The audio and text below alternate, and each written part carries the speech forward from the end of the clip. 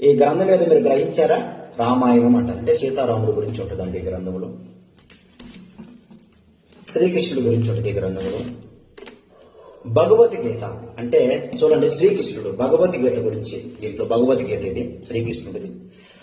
ఈ గ్రంథము నేను ఎందుకు చూపిస్తున్నానంటే, చాలా మంది ఈ రోజు క్రైస్తవుల మీద దాడి చేసి బైబిల్ను పక్కన పడేస్తారు. నేను ఆల్రెడీ పోస్ట్ చేసిన వీడియో మీరు చూశారు కదా.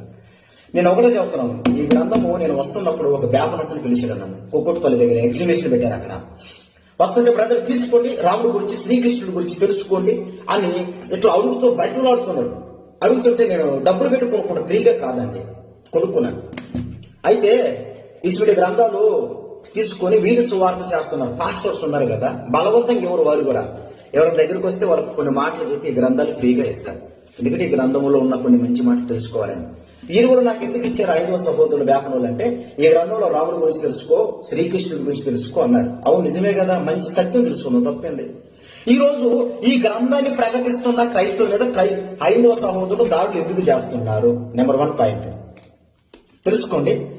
వ్యభిచారం చేసే వాళ్ళు ఆపండి, అత్యాచారం చేసే వాళ్ళు ఆపండి. మీకు చేతనైతే ఏమండి, దయచేసి నరహత్యలు చేసే వాళ్ళు మీరు ఆపండి. ఇప్పటికి ఎన్నో గొడవలు జరిగినాయి, అక్కడ పోయి ఆపరు.